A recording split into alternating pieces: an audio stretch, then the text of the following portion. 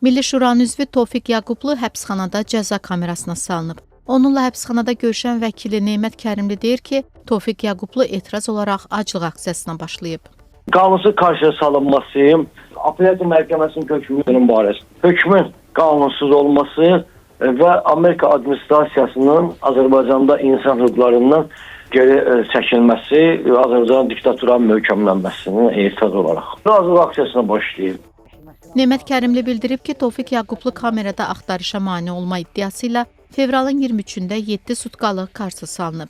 Amma Tofiq Yaqublunun qızı Nigar Həzi atasının prezidentin Vaşinqton səfəri zamanı keçirilən aksiyaya görə cəzalandırıldığını iddia edir. Artıq bütün dünya da gördü ki, həmin İlham Əliyevin can güdənlərinin o dinc etirazçılara, aksiyaçılara hücum eləməsi, onlara fiziki zorakılıq göstərməsini bütün dünya gördü.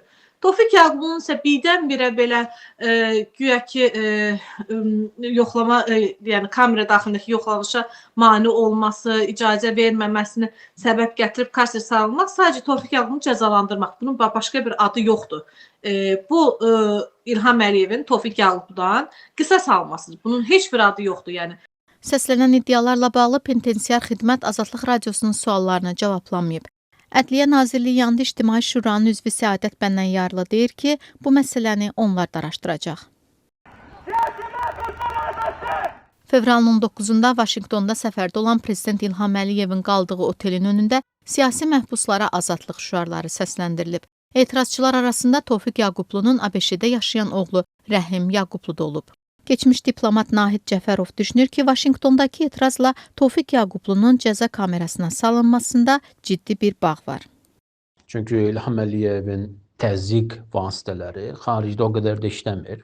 İlham Əliyevin daxili auditoriya üçün yaratdığı qorxu, xof zədələnir. Bu da İlham Əliyevi ciddi şəkildə narahat edir. Və düşünürəm ki, Rəhim Yaqublunun Vaşinqtonda İlham Əliyevə qarşı etiraz aksiyasında aktiv iştirakı, İlham Əliyevin şəxsən birbaşa göstərişi əsasında Tofiq Yaqubluya təzyiqlə nəticələnib.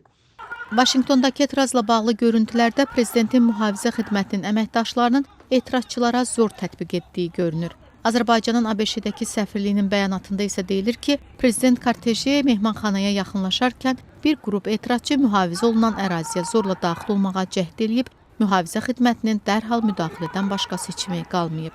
Etirazçılar isə sadəcə dinc aksiya keçirdiklərini bildiriblər. Faktı ABŞ prokurorluğu araşdırır. Tofiq Yaqublu 2023-cü ildən həbsdədir.